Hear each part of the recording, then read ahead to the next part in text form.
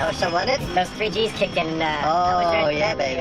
That was fun, wasn't it? Man. I remember that. It was awesome. This is Mike's second mission to the Hubble Space Telescope in his 13 years with NASA.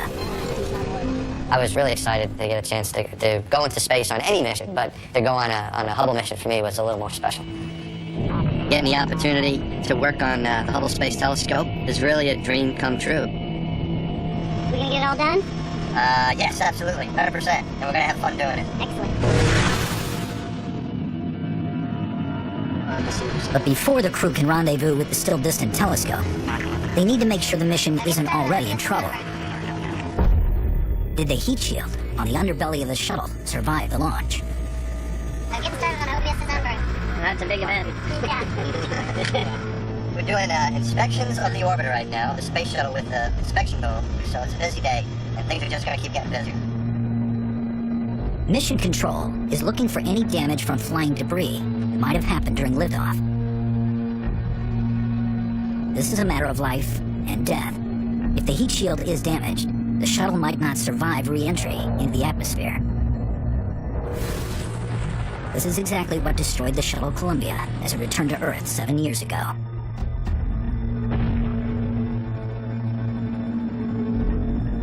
If Atlantis has suffered similar damage, the crew will have a lot more to worry about than repairing the Hubble Space Telescope.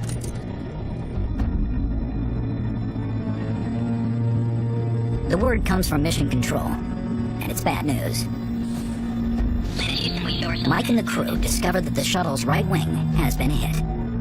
I'm wondering, is this gonna impact our spacewalks? And then you think a little bit harder and you say, never mind the spacewalks, is this gonna impact our ability to get home?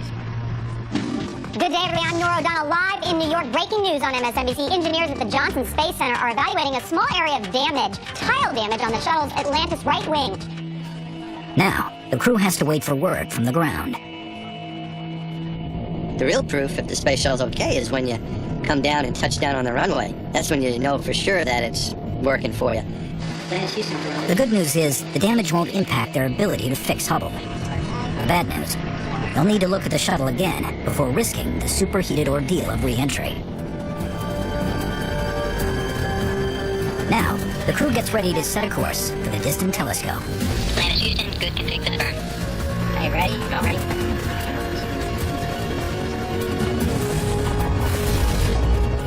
Mike knows that catching up with Hubble will take some doing. We're 8,000 miles behind Hubble. We're 180 miles high, Hubble is at 350, and traveling at over 5 miles a second. We're gonna have to chase him around the Earth a bunch of times before we reel him in. As Atlantis closes in on Hubble, the astronauts get as comfortable as they can. Okay, so Megan's now fishing through. We keep getting interrupted by the ground. This is what I was looking for, ravioli. Oh man, it was great. Very tasty. I just had some. The crew settles into their routine as Atlantis heads deeper into space. Hubble lies at the very limit of the shuttle's range. To get there, Atlantis has to cross a zone infested with millions of pieces of man-made space debris. It's lethal. Each piece is moving at about 17,000 miles an hour. Atlantis doesn't want to get hit. Moving away, I see. Even a very small piece of debris can do some serious damage. So this is a concern not only for the shuttle, but also for us while we're outside spacewalking. Space debris can kill an astronaut, so I take the chance. Because the Hubble is no ordinary telescope. It's opened our eyes and our minds to the universe around us and shown us wonders we never knew existed. Hubble revealed to science the age of the universe, dating the Big Bang to 13.7 billion years ago. It watched as comet Shoemaker-Levy 9 crashed into Jupiter. It helped prove the existence of supermassive black holes. And Hubble's ultra-deep field image showed us thousands of unknown galaxies all the way back to the beginning of space and time. But 19 years in the extreme environment of space have taken their toll. If nothing's done, our greatest eye on the universe will soon go blind. Forever. We want to make sure we do our job right. If we didn't get up there, the telescope would continue to decay. Its science instruments would stop working, and then it would just become a giant monument to the space program orbiting the Earth. As the rescue mission to Hubble continues, a photographer in Florida captures Atlantis crossing in front of the sun at 21 times the speed of sound. Come left, full crosshair. 3 days and 1 million miles into their voyage, they finally see the telescope. Hey Houston, Atlantis reports that looking out the COAS, we see that star approaching from the east. Excellent. Hey, that's terrific news. We approached Hubble at night, and as we come up to it, it almost seemed lonely out there all by itself in space. We were happy to keep it company for 5 days. They can see Hubble, but now they have to catch it. I'm trying to get it, man. Mission Commander Scooter Altman is one of the world's top pilots. He performed Tom Cruise's aerial stunts in the movie Top Gun. This is much harder. Scooter's got to perform the maneuver of his life to get close to the scope without ramming it, so that Megan can grapple it with the robotic arm. 21 Charlie, flight control powers on. Commander Altman takes manual control of Atlantis. Ready for the I-19? I am. Mission control can only watch and wait. Okay guys, let's leave him alone now. Enough, let's let him fly it. I just need you to tell him when we're ready to grab it. Art's still moving slightly right. Sun is coming into our field of view. But the shuttle is closing in a little too fast. And the $5 billion telescope is drifting off course. A little high. 4 degrees left. The crew came to fix Hubble. Now, they can really damage it. You know, they say failure's not an option. For me, failure was just unthinkable.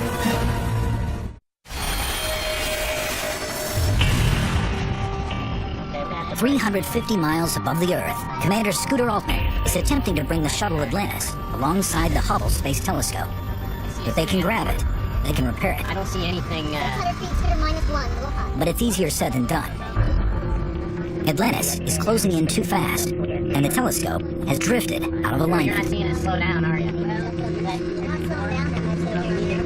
Target's still moving slightly right. Scooter has got to fly the space shuttle in formation with the Hubble Space Telescope at 17,500 miles an hour. That's one of the things that makes it a little more dangerous. I see us in attitude. Okay, I think it's going to come down pretty quick, but I do have some right pulses to put in. Here comes... The telescope, even though it's big, it's in space. So that if you knock it, it could tumble and get out of control, and it could be a big mess. I think it's starting to come back to the right. Here comes another pulse. Sure, you get 138 feet going in. Copy 138 feet. It's a little high. Okay, here's your braking pulse. An hour later, the team is still struggling, but the telescope is close enough to grab. Hey, we copy 100 feet and ready for that in 21. Here comes... It's up to mission specialist Megan MacArthur to catch it with the ship's robotic arm. We have the telescope and the RMS in effector. Ready, we copy, and we're pulling down the KU right now. We see that. Thank you. Here's a B right. You're centered right now. She's got to go quick enough so that Hubble doesn't start drifting away, but not too fast so that she knocks into it and sends it off spinning. Yep. 4 degrees left. Radar says. Okay.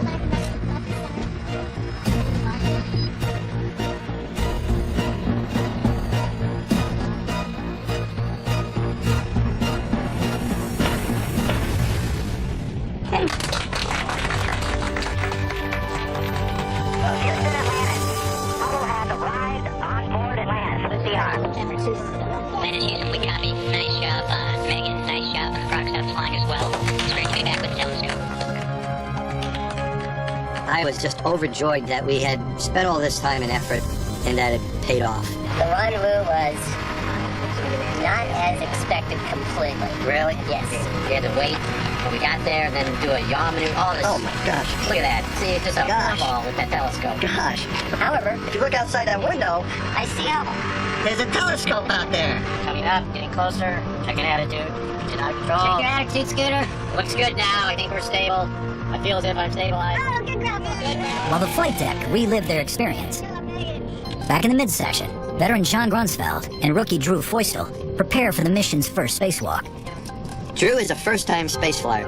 John Grunsfeld has been to space 5 times, the last 3 of which have been to the Hubble Space Telescope.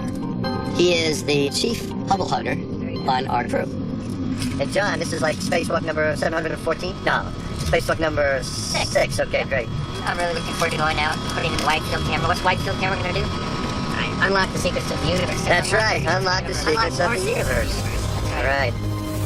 The wide field camera 3 will be much more sensitive than any other instruments we've put into the telescope over a very wide range of colors, from ultraviolet to the infrared with one instrument. We've never been able to do that before. And by being more sensitive, it allows us to see further back in time to dimmer and dimmer objects that are further and further away.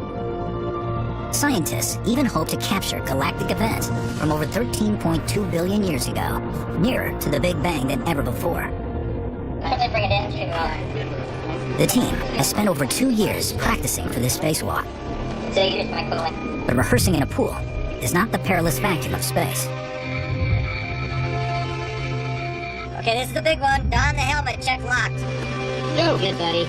Wide field camera 3 is all yours. I'm gonna go get it. Go get it. We're gonna make it happen. This is his first time in orbit, first time in space. First time he's going to spacewalk, and he's going to do it on the Hubble Space Telescope. Hubble is open, man. Great, John. We see you coming out. You can egress. Coming out. Ready, Drew? I'm ready, John. Let's go do this. Oh, this is fantastic. You're gonna love it, Drew. As the astronauts venture slowly toward the telescope, Massimino guides them every step of the way. EGT for the ALAX, Drew. When you're ready. And that guy's not staying. Working with limited resources in the harsh environment of space requires that each spacewalk keeps to a strict schedule. Advisor fasten. Any unforeseen holdups could mean some repairs don't get done. Drew Foystel now out of the hatch. Alright. Handle will be next. Foystel's first job sounds easy. Undo the main bolt that holds the old camera in place. But even in space, what can go wrong will go wrong. 130. That damn tail is flipping. Math, I put in 3 attempts and see no motion on the ALAX bolt. The bolt is frozen, and nothing Foystel does can budge it. If Drew cannot get the old wide field out, the new wide field stays in the carrier and comes back home to Earth, where it doesn't do us any good. We can't get it in unless we can get the old one out, and we can't get the old one out unless Drew can get that bolt moving. Getting a lot of practice at this. The very first job of the first spacewalk, and the astronauts are facing total failure. About 3 MTL slips on each attempt and see no motion on the ALAX bolt. The billion-dollar mission is stuck on a $10 bolt. Get 350 miles above the Earth, the first spacewalk to the Hubble Space Telescope is in trouble. 130. That damn tail is flipping. The astronauts are trying to remove an old camera from the telescope, Copy, John. but a single retaining bolt is refusing to budge. If the bolt can't be undone, the new wide-field camera can't be installed. Yeah, it's still flipping. Planet Houston, take the ratchet to clockwise and just see if we can break potential stiction. Inside the shuttle, astronaut Mike Massimino can only watch. 130. It's the most important scientific objective that we have on the flight, and it's not working. Copy, John. In desperation, the astronauts use a series of more powerful tools, So we ought to try that short adjustable. but they have to watch out for too much force. Okay, Matt, I just want to understand, how far can we go with this, and what are the implications if I over-torque and break the bolt? Sure you want to know. Okay, but I think we understand that if it breaks, then wide field stays in. These engineers and scientists have been with the telescope their whole career. Their life's work has been working on the Hubble. Let's put it in there, Hewitt. They must be going out of their minds, working out whether or not they're going to get their new instrument in the telescope or not. We'll have to do that. For 3 hours, the bolt fights all attempts to free it. On the ratchet, and we'll try. Time is running out. Okay, Megan, 2 feet away. The final option, apply unlimited power and risk breaking it. I see a nexus to remove the CMTL and try it without an MTL at all. Okay, Megan, 2 feet away, please. The next step will be to apply more force without any limiter. The telescope's future hangs on a single bolt. Thanks. Okay, here we go. I think I got it. It turned. It definitely turned. Yep, it turned. And it's turning easily now.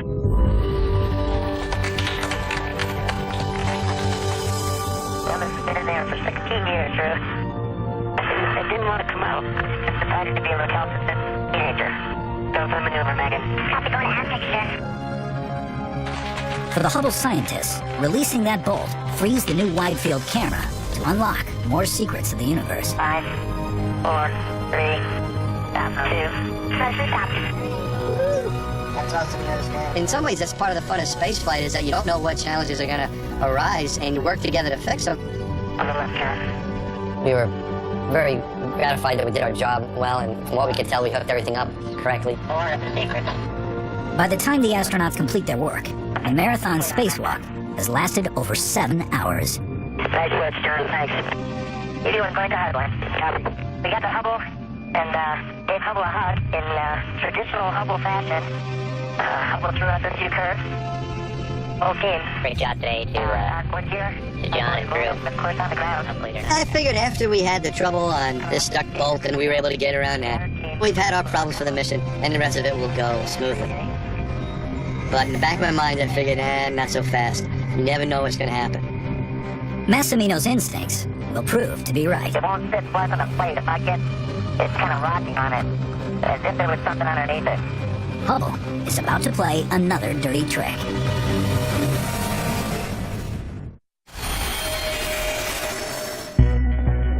It's the morning of the second spacewalk. Astronauts Mike Massimino and Michael Good head out to work on the Hubble Space Telescope.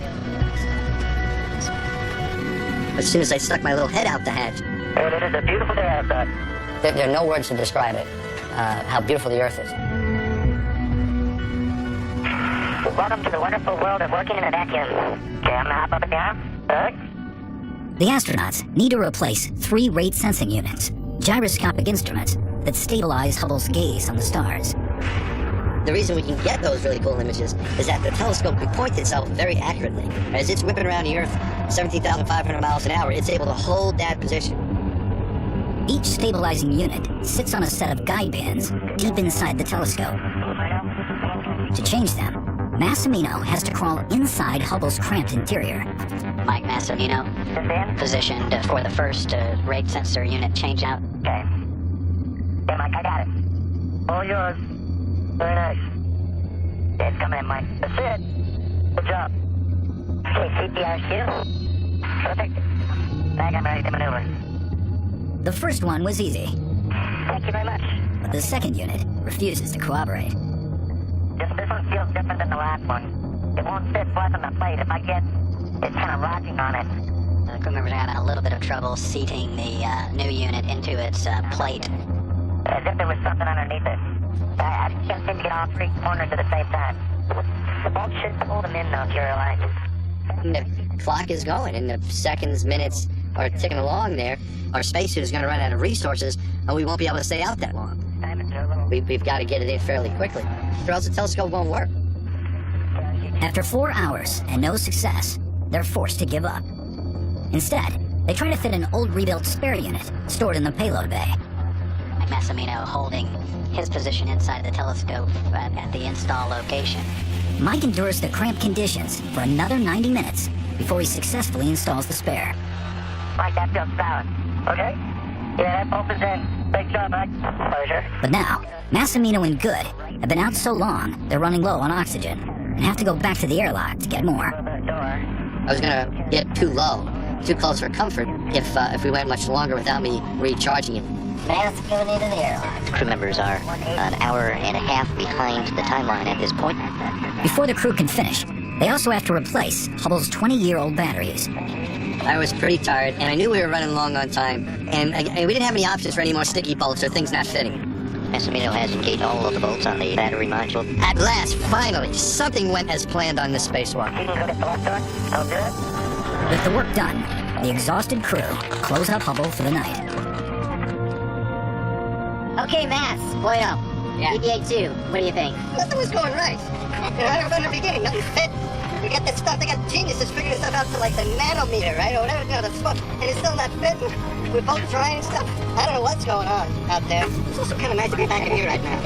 After all that out there, you know? 5 days into the mission and 2 spacewalks down, the crew takes some time for relaxation and to play some space games. Alright, let's hope for the best here. We're taking I wasn't planning on this sort of demonstration. You can't edit this, you know. Oh, it's okay. Scooter's corner. He's actually in his real corner. What are you thinking about? Oh, wait a minute, I got a comment. What are you gonna do with that? You're right. I put it under the dash. Maybe the next guy. There you have it. Alright, is there any other gun down here, or are you the first guy? I'm the first. Alright, Atlantis is pretty good. Alright, so the next commander of Atlantis, don't worry about bringing guns, we got some for you. After the problems with the first two spacewalks, the next day's work starts with a simple installation of an amazing instrument, the Cosmic Origins Spectrograph. It splits ultraviolet light coming into the telescope into its component colors that will allow us to understand the physics of the universe and the structure of the universe. How was it made? And that's a new capability we've never had before.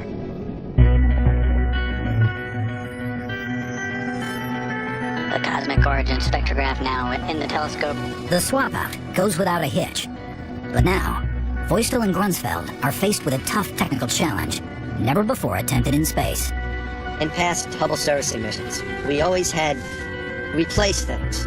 If the light bulb doesn't work on the refrigerator, you replace the whole refrigerator. You don't change the light bulb. And what had happened in the case of the Advanced Camera for Surveys was not just replacing something, but actually repairing on site with special tools an instrument that was never intended to be repaired in space.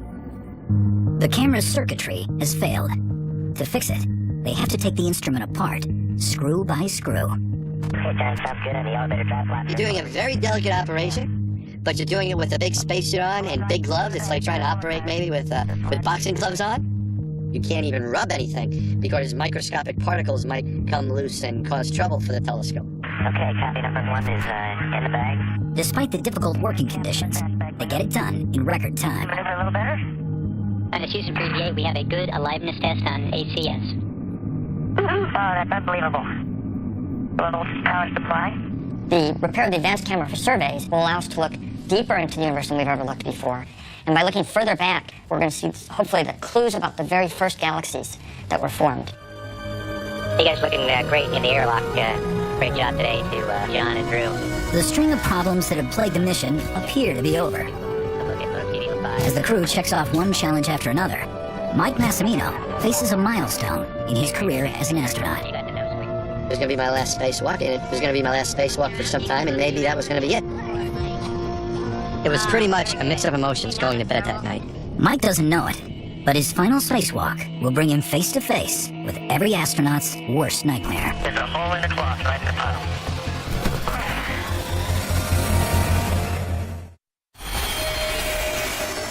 Okay, I'm in the third plane. I'm ready for the MFR. Signal, Mike. Okay, you need to come down. We want to do this real forward. Day 7 of Atlantis' mission to Hubble. The astronauts have only 2 days left with the telescope, barely enough to complete all the complex repairs. Massimino and Good are trying to fix the power supply on Hubble's telescope imaging spectrograph. The instrument is used to hunt for black holes in far-off galaxies. To get at it, Mike has to remove a handrail. It should be simple enough.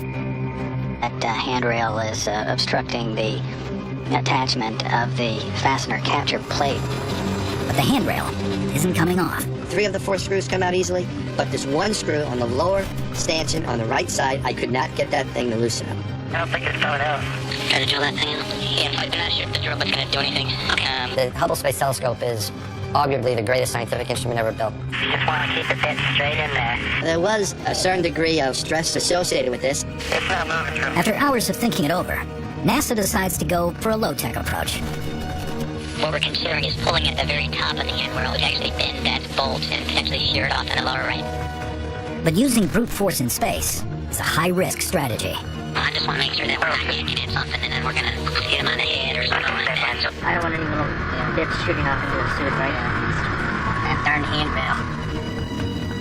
I was worried about debris being kicked up. If I busted this thing, who knows how clean it's going to break. It's going to create maybe a sharp edge. It creates trouble.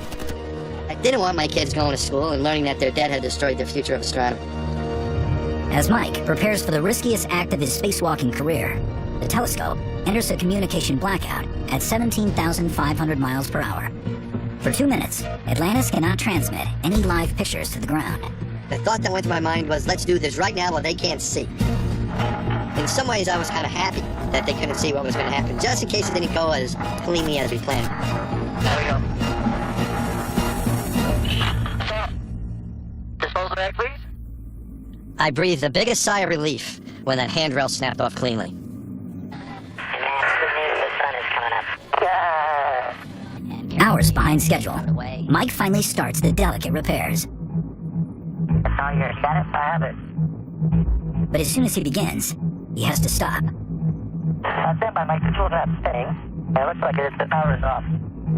We haven't even started any of the stuff we had worried about for 2.5 years. And wouldn't you know it, the power tool stops working. We had another power tool that we could use in the airlock, and I just went back and fetched it. The instrument could have changed color. It could have probably went on fire. I don't think there's anything that could have happened out there that would have made me flinch after the trauma I went through with that handrail. But if Mike thinks his troubles are over, he's wrong. Phase 1 is complete. As he finishes up the repair, he makes a frightening discovery. Okay, thank you. A tear in his space glove. It could be a pretty dangerous situation. You have a limited air supply, and if you get a leak, you can evacuate that air supply fairly quickly. I report it and show it into my helmet camera. There's a hole in the cloth. Hey, John, just for clarification, could you let us know whether it looks like a tear or a cut on NASA's glove? Although Mike can detect no loss of pressure, his crew has seen enough. I think I want to bring these guys in at the end of this task. Do you guys concur? Yeah, no, you bet. Luckily, the tear didn't penetrate all the way through to the skin. Okay. But Mike knows just how close a call this was. Duck is in. I think I might have set a record for prayers said during a spacewalk. I really think I had echo here in the cabin. It was unbelievable. And it was Sunday, which was appropriate. I got a dispensation from Father Dominic. I didn't have to go to church yesterday because I was up to see here. the Pope when you come back, though. I think I need all the help I can get. The crew is relying on both prayer and one of NASA's greatest astronauts and astronomers for the success of the final spacewalk. I think it was very fitting that John Grunsfeld was going to be out there. He had spent more time at Hubble than any other person.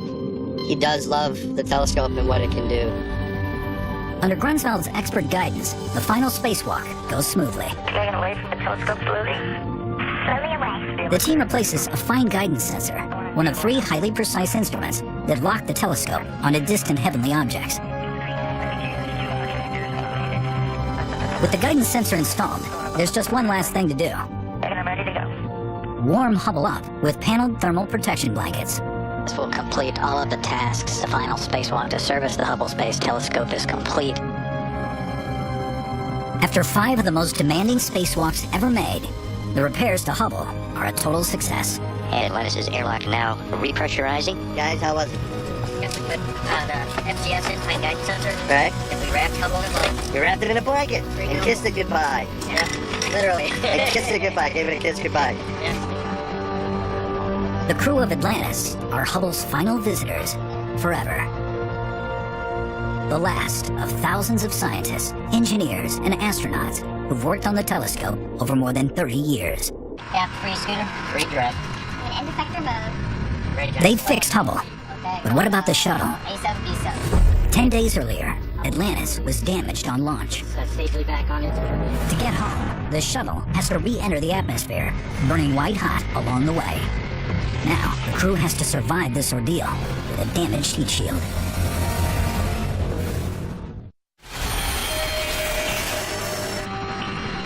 Just like 5 seconds, remote switches in auto. 3, 2, 1, release.